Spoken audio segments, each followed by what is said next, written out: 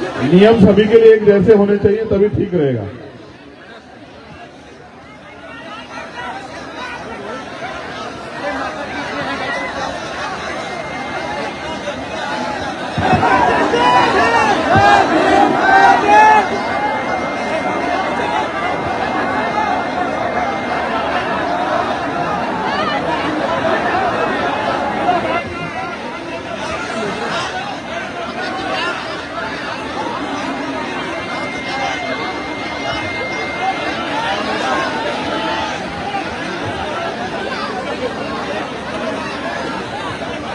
अब ठीक है,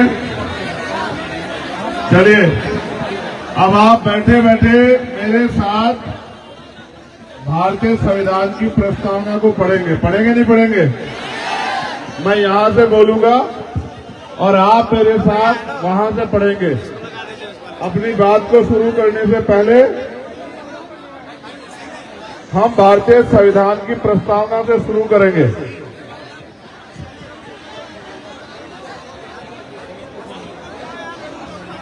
हम भारत के लोग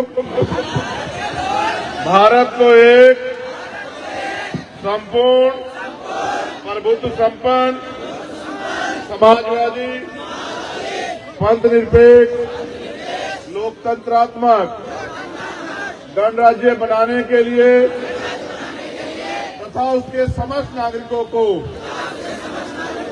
सामाजिक, आर्थिक और राजनीतिक न्याय, विचार, अभिव्यक्ति, विश्वास, धर्म और उपासना की स्वतंत्रता,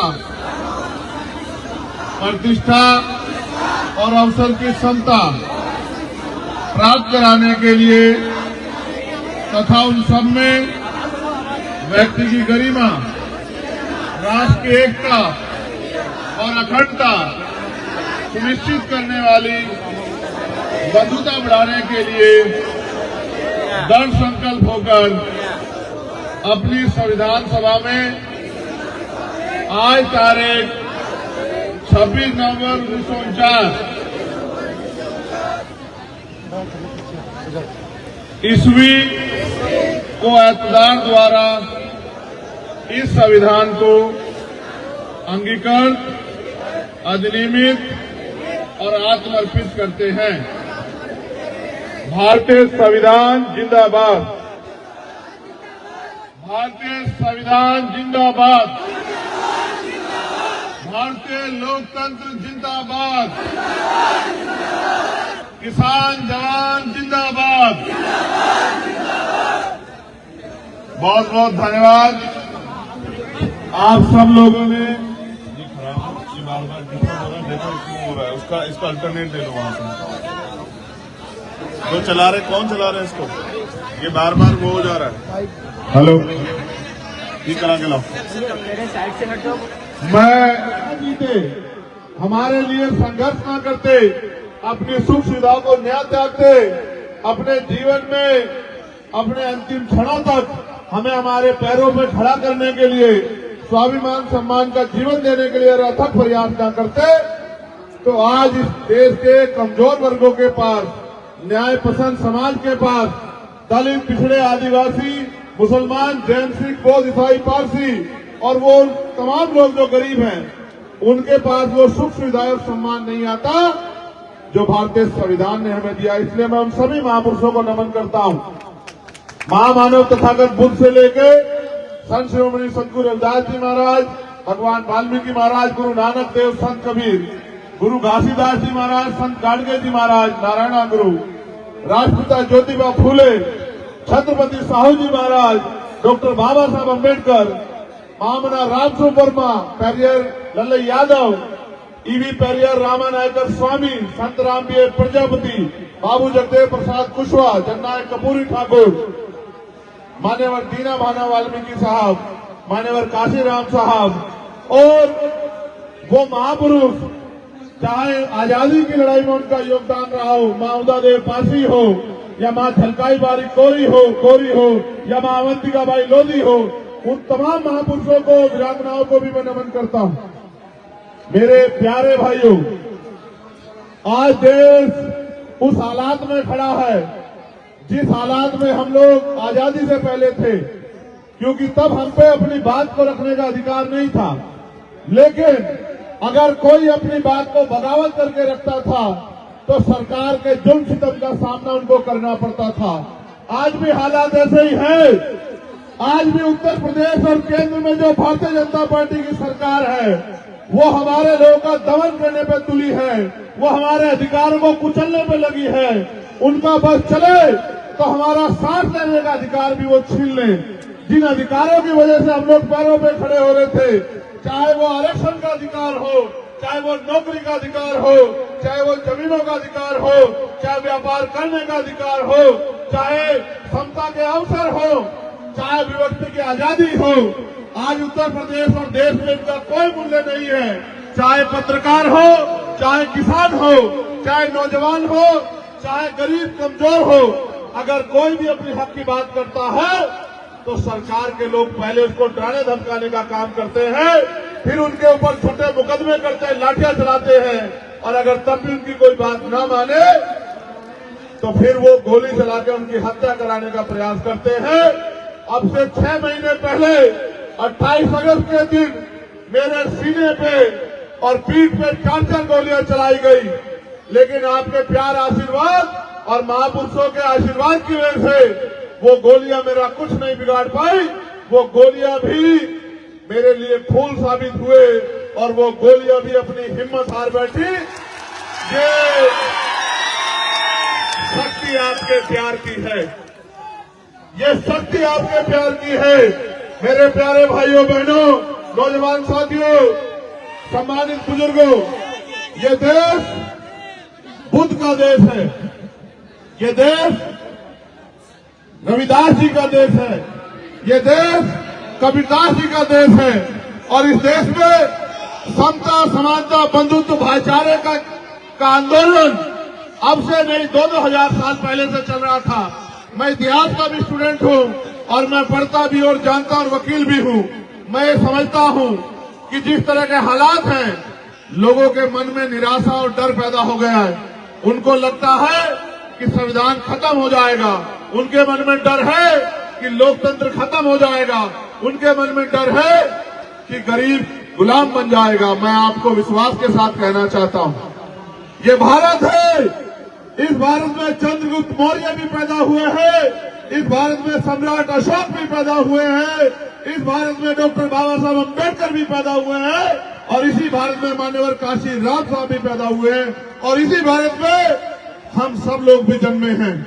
हम अपने देश को, अपने देश की मिट्टी को, जैसे हम अंग्रेजों के खिलाफ लड़े थे, उसी तरह हम आज की तानाशाही सरकार के खिलाफ लड़के इस गुलामी की बेड़ियों को काटने का काम करेंगे। मेरी बात को आप याद रखना, क्योंकि सर्दी का मौसम है।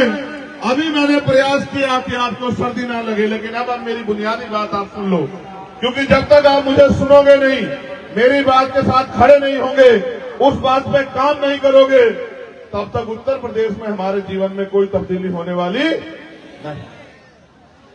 आज हालात ये हैं, महंगाई कमर तोड़ रही है, नौजवान पढ़ा लिखा भाई बहन घर में बेबस आंसू बहा रहे हैं। कोई भर्ती आती है तो पेपर लीक हो जाते हैं, फिर भी अगर किसी तरह से भर्ती आगे बढ़ जाए तो आरक्षण में घोटाला होता है। आप और सबने हमने देखा 69,000 शिक्षक भर्ती के हमारे भाई बहन, 20,000 पदों पे घोटाला हुआ। घोटाला करने वाले शिक्षा मंत्री को जेल भेजना चाहिए था, उसको जेल भेजने की बजाय उसका फूलों से स्वागत हुआ। और जिन भाइयों बहनों की नौकरी छीन ली गई, वो लखनऊ में इको गार्डन के सामने इस कड़कड़ाती ठंड में वो आमरण अनशन पे बैठे हैं, उनकी जान पे बनाई है। लेकिन इस निकम्मी, निठल्ली और भ्रष्टाचारी सरकार को, तानाशाही सरकार को एक बार इन दलित पिछड़ों की सुध नहीं आती है। ये धर्म के आधार पर गैर बराबरी कर रहे हैं, ये जाति के आधार पर गैर बराबरी को बढ़ावा दे रहे हैं, ये हमारे लोगों को अपने पाले में लेकर हमारे अधिकारों को खत्म करने का काम कर रहे हैं। मैं आपको कहना चाहता हूं, गौर करो, 14 अगस्त 1947 जिस दिन ये भारत अंग्रेजों के अधीन था और हम अंग्रेजों से लड़ रहे थे, क्रांतिकारी अपनी जान को जोखिम में डाल के, अपनी जान को हथेली पे लेके देश की आजादी के लिए प्रयास कर रहे थे। 15 अगस्त को जब आजादी मिली तो 14 अगस्त को जिसकी जेब में 1 रुपया था, 15 अगस्त को भी आजादी के बाद उसकी जेब में 1 ही रुपया था। जिसके पास 1 गज जमीन थी 15, 16, 17 अगस्त 1947 को उसके पास 1 गज जमीन ही थी, उससे फालतू नहीं हुई। जो व्यापारी नहीं था वो उद्योगपति नहीं बना, जिसके पास नौकरी नहीं थी उसको नौकरी नहीं मिली। हुआ क्या कि इस देश की सामाजिक व्यवस्था इतनी मजबूत थी, उस व्यवस्था में जो लोग ताकत में थे उन्होंने कभी भी दलित पिछड़े वर्ग के लोगों को अधिकार नहीं लेने दिए। उनको शिक्षा विहीन रखा, उनको अधिकार विहीन रखा, उनको तमाम तरह के साधनों से विहीन रखा। फिर आजादी आई, 26 जनवरी से 1950 को देश का संविधान लागू हुआ और उस संविधान ने कहा कि देश में रहने वाला हर एक व्यक्ति बराबर होगा, चाहे वो किसी जाति का हो, किसी धर्म का हो, सबको अपने धार्मिक स्थलों पे जाने की, पूजा अर्चना करने की, तरक्की करने की, आगे बढ़ने की, बुनियादी सुविधा लेने की आजादी होगी। और जो सरकारी सिस्टम बनेगा उस सरकारी सिस्टम में हर एक आदमी की हिस्सेदारी होगी, हर एक आदमी का उस पर जोर होगा। लेकिन आज क्या है? आज क्या है? जिस दिन आजादी मिली धन धरती राजपाट में बंटवारा नहीं हुआ मेरे भाइयों, मेरी माँ बहनों। जो गरीब था वो गरीब रहा, जो अमीर था वो अमीर होता गया, गरीब गरीब होता गया और अमीर अमीर होता गया। थोड़ी बहुत अगर तब्दीली हुई तो जो आरक्षण की व्यवस्था हुई सरकारी नौकरियों में, उसकी वजह से मेरे आपके घर के लोग सरकारी नौकरियों में पहुंचे। सरकारी नौकरियों में पहुंचे तो जेब में पैसे आए, जेब में पैसे आए तो पेट की भूख शांत हुई। जब कनस्तर में आटा आ गया तो उसने सोचा कि हम इस देश में मेहनत मजदूरी सबसे ज्यादा करते हैं, फिर भी हम इस देश में गरीब क्यों हैं। और निर्णय यह हुआ कि बाबा साहब अम्बेडकर की बात को अगर हम नहीं मानेंगे, बाबा साहब अम्बेडकर की बात के साथ हम नहीं खड़े होंगे तो ये गुलामी की बेटियां नहीं कर सकती। और बाबा साहब ने क्या कहा? बाबा साहब ने कहा, जिस दिन वोट का अधिकार उन्होंने हमें दिलाया, कहा कि आज मैंने रानी का पेट चीर दिया। आज के बाद राजा जो पैदा होगा वो मतदान पेटी से पैदा होगा। आज के बाद जो राजा पैदा होगा वो बैलेट बॉक्स से तैयार होगा। जब मैं अपनी बात को खत्म कर रहा हूं तो तब मुझे इस बात को आप याद दिलाना कि बाबा साहब ने क्या कहा था। मैं आप सबके बात इस बारे में कह रहा हूं कि जब मैं अपनी बात को खत्म करने की तरफ हूं तब आप मुझसे कहना कि भैया मत बेटी से राजा पैदा होगा, इस पे भी अपनी बात पूरी करो। कहोगे नहीं कहोगे? इसलिए आपको याद दिला रहा हूं कि आपको याद रहो। काम की बात सुनो। लोकतंत्र आया। लोकतंत्र की बुनियाद ये थी कि जिन अधिकारों से हमें वंचित किया गया वो अधिकार हम तक पहुंचे। लोक लेखा समिति बनी प्रदेश में, केंद्र स्तर पे। फिर और बात आगे बढ़ी, पंचायत स्तर पे पंचायत राज लागू हुआ और निर्णय उसका परिणाम ये था, उसका उद्देश्य ये था कि जो गांव में रहता है, जो शहर में रहता है, जो गांव के उस छोर में रहता है, जो बस्ती के उस टूटी झोपड़ी में रहता है, उसको भी सुख सुविधाएं मिले। चाहे वो प्रधानमंत्री की बेटी हो या एक मजदूर किसान की बेटी हो, उसको भी स्वाभिमान सम्मान का जीवन मिले। जो गरीब है वो अगर उससे टैक्स लिया जा रहा है तो उसको सुविधा देने का काम सरकार का होना चाहिए। हम इस देश के लोकतंत्र को समझ नहीं पाए। हमारे महापुरुष कह के गए, बाबा साहब अम्बेडकर ने भी कहा कि देश में 100% आरक्षण होना चाहिए। कितने परसेंट? जिसकी इतनी संख्या बारी उसकी इतनी। मैं स्वर्ण समाज का सबसे बड़ा हितैषी हूं। क्या हूं स्वर्ण समाज का हितैषी? कैसे? वो बार बार कहते हैं कि भाई हमारा हक छीन रहा है। मैं उनको कहना चाहता हूं आप हमारा साथ दो। जिनकी 15% आबादी है उनको 15% हिस्सेदारी हम लोग दिला के रहेंगे इस देश में, कोई उनकी हिस्सेदारी छीन नहीं सकता। लेकिन जो 85% की हिस्सेदारी है वो भी हम 85% लोगों को दिला के रहेंगे। इसलिए हमारा मानना है कि जातिगत जनगणना होनी चाहिए। 52% पिछड़े वर्ग के लोगों को 52% आरक्षण की व्यवस्था होनी चाहिए। होनी चाहिए। पाल प्रजापति, कश्यप, निषाद, राजभर, दुनिया, चौहान, सब लोगों को, प्रजापति, सब लोगों को साधन संसाधन में हिस्सेदारी मिलनी चाहिए। और जो शेड्यूल कास्ट की जातियां, चमार हो, वाल्मीकि हो, धोबी हो, पासी हो, कोरी हो, खटीक हो, सब लोगों को सरकारी नौकरियों में हिस्सेदारी बराबर की संख्या के आधार पर मिलनी चाहिए। और जो देश का मुस्लिम समाज है उनको भी संख्या के आधार पर आरक्षण की व्यवस्था होनी चाहिए नहीं होनी चाहिए? तब जाके इस देश में जब सब लोग एक मंच पे सब लोग होंगे, एक ही दफ्तर में सब लोग होंगे, तब सबकी बात होगी। इसलिए मेरा मानना है कि 100% आरक्षण होना चाहिए। मैं आपसे आग्रह करूंगा, इस लड़ाई को आगे बढ़ाने के लिए मुझे आपके सहयोग की जरूरत है। आप इस लड़ाई में हमारी मदद करें। करोगे नहीं करोगे बताओ? बहुत बहुत धन्यवाद, बहुत बहुत आभार। जिन साथियों ने ये कार्यक्रम किया उनका धन्यवाद, और माओ बहनों का धन्यवाद। बस इस लड़ाई में एक जगह मैं कमजोर हूं, क्योंकि मेरे पास राजनीतिक ताकत नहीं। अगर राजनीतिक ताकत होती तो फिर मैं बताता कि मैं क्या कर सकता हूं। मैंने आपको बता दिया कि मैं क्या करना चाहता हूं, लेकिन मुझसे राजनीतिक ताकत दूर रखिए भी आप। अगर आप वो राजनीतिक ताकत हमें दे दोगे तो फिर आपको किसी के आगे हाथ फैलाना, कोई किसी बहन बेटी का अपमान, कोई किसी गरीब की कमजोर की हत्या, किसी भाई को पढ़ने के लिए किसी तरह की परेशानी नहीं होगी, किसी को इलाज में कोई परेशानी नहीं। एक समतामूलक समाज बनेगा जो भाईचारे होगा, और जातिविहीन समाज बनेगा। मिलजुल के हम इस देश में तरक्की करेंगे और भारत का नाम दुनिया में मजबूत करेंगे, सोने की चिड़िया बनाएंगे, सम्राट अशोक का भारत बनाएंगे। आप इस लड़ाई में मेरी मदद करोगे नहीं करोगे बताओ? दोनों हाथ उठा के बताओ जो लोग मदद करेंगे। ऐसे मुट्ठी तानो, ऐसे तानो मुट्ठी, ऐसे दोनों मुट्ठी तानो। पक्का नारा लगाओ मेरे साथ फिर जोर से। बहनें भी खड़ी हो जाए, अब तो जो होगा देखा जाएगा। अब बैठने का समय चला गया है, अब खड़े होने का समय आ गया है। अब हम बैठेंगे नहीं। बहुत दिन तक हम इंतजार करते रहे कि कोई हमारी लड़ाई लड़ेगा, हम किसी के भरोसे नहीं रहेंगे। अब हम अपनी लड़ाई अपने आप लड़ेंगे। दोनों हाथ में उठाओ, चलो। बहुत बहुत धन्यवाद। और मैं सभी भाइयों से कहना चाहता हूं, वो दिन दूर नहीं जब इस देश में बाबा साहब अम्बेडकर ने कहा 21वीं सदी हमारी है, जब इस देश में कमजोर वर्गों का राज आएगा और समतामूलक समाज बने। बहुत बहुत धन्यवाद। हमारा निशान बताओ क्या है? रुक जाओ एक मिनट, तो बताओ क्या हमारा निशान? हमारा नारा क्या है? सारी पार्टी देख ली, आपकी बात क्या मिले। सारी पार्टी देख ली, आपकी बात क्या मिले। बहुत बहुत धन्यवाद आप। अच्छा, एक आग्रह और है, ये माननी पड़ेगी, इसमें कोई होता ही नहीं। जो लोग मोटरसाइकिलों पे आए हैं, बहुत प्रेम से जाना। मां घर में इंतजार कर रही होगी, बहन घर में इंतजार कर रही हो, कोई लापरवाही मत बरतना मेरे भाई। और मैं आपसे आग्रह करूंगा, कानून हमारे लिए भी है, हेलमेट पहना करो। आपका खुदा, आपकी जान बहुत कीमती है मेरे पास, आपके अलावा कुछ है नहीं भाई। मेरी सारी दौलत, सारी ताकत आप है। आप अपनी जान की रक्षा करो। लड़ाई बहुत लंबी है, एक दिन में खत्म नहीं होने वाली है। दुश्मन बहुत ताकतवर है, उसके बाद मीडिया है, माफिया है, मनी है। हम पे क्या है आपके अलावा? मुझे नगीना चुनाव कौन को लड़ाना आएगा? जरा हाथ में खड़े करो।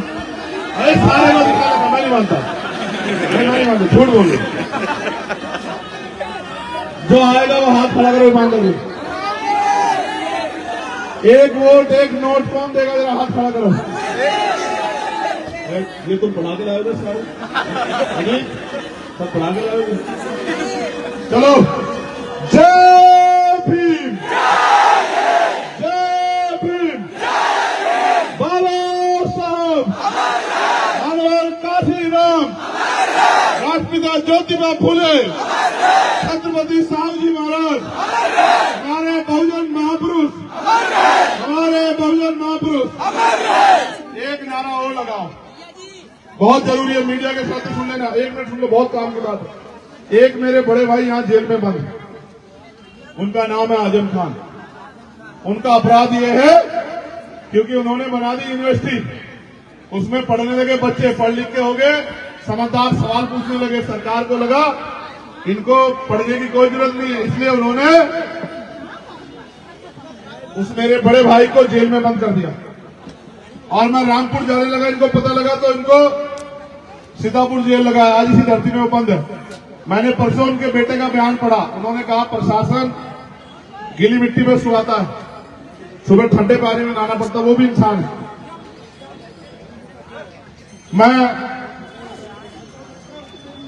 बहुत जिम्मेदारी से कह रहा हूं, प्रशासन के साथियों को भी, सरकार के लोग, सरकार आती जाती रहती है, और ऐसा व्यवहार मत करो कि किसी की कोई तुम्हारे खिलाफ कोई बुराई दुआ प्रार्थना करे और तुम्हें तकलीफ हो। मैं किसी का बुरा नहीं चाहता, लेकिन ये व्यवहार ठीक नहीं है। मैं प्रार्थना करूंगा कुदरत से कि वो बहुत जल्द हमारे बीच हो और उनके साथ जो अन्याय हो रहा है वो बंद। और मैं विश्वास के साथ कहता हूं, उन्होंने मुझे मना किया। वो मुझे एक बार कहते तो मैं उत्तर प्रदेश में बताता कि हम लोग क्या कर सकते हैं। उन्होंने मुझसे कहा कि इस देश में भाजपा को हटाने के लिए आप लड़ो। मैं तो जेल में हूं, कोई बात नहीं, मुझे सेना में आ जाऊंगा, जेल से बाहर कोर्ट है। अगर वो मुझसे कह देते, क्योंकि जब मुझे गोली लगी वो बेचारे आए और बहुत तकलीफ में, बहुत आंसू टपकते उन्होंने मुझसे कहा कि चंद्रशेखर, मुझे बहुत उम्मीद है तुमसे और तुम्हारे साथ ये सरकार अन्याय कर रही है। मैं चाहता हूं कि वो खुदा को मानते, खुदा तुम्हें सलामत रखे। छोटा भाई होने के नाते मेरा भी फर्ज बनता है कि मैं चाहता हूं कि उनको भी कुदरत सलामत रखे, वो भी ठीक ठाक हमारे बीच आ जाए। मैं आपसे बहुत जिम्मेदार से कह रहा हूं, जो भी सरकार के खिलाफ बोलेगा उसको कुचला जाएगा, लेकिन घबराना मत मेरे साथियों। अगर एक कुचला जाएगा तो 1000 तैयार होंगे। नेताजी सुभाष चंद्र बोस का नारा याद है, तुम मुझे खून दो मैं तुम्हें आजादी दूंगा। तुम मुझे खून दो, ये नेताजी का नारा था। वो नारे की जरूरत नहीं है, लोकतंत्र है। अब तुम्हें सिर्फ वोट देना है और आजादी तो मिल गई, समझ लेना उसी दिन। जिस दिन राज आएगा, खुली हवा में सांस लेना, खुली हवा में, समझ रहे हो? क्या दोगे, क्या देना है? खून नहीं देना, क्या देना है? बस साथ दे दो, फिर देखो। ये बताओ, मेरा अधिकार बैठता नहीं बैठता अपने लोगों को? क्या मेरे काम में कोई कमी है? क्या कभी मैंने मुकदमे जेल से डर के, सीबीआईडी से डर के घर में बैठने का काम किया? वो अलग बात है कि मैं छोटा मोटा आदमी है। कैसा आदमी हूं मैं? अमीर कहते हैं कि रईस ज्यादा कहते हैं कि वो छोटा मोटा आदमी। कैसा आदमी है? आदमी कर्म से छोटा बड़ा होता है सर। गरीबों का ऐसे मजाक मत उड़ाओ। जिस दिन गरीब अपने पे आ गए ना, तो अमीरों के घरों में दरवाजे नहीं रहेंगे, शीशे नहीं रहेंगे, याद रखना। किसी एक प्राइमरी स्कूल के हेडमास्टर के बेटे का मजाक उड़ाते हो, जिस दिन समाज मजाक उड़ाने पाया ना, तो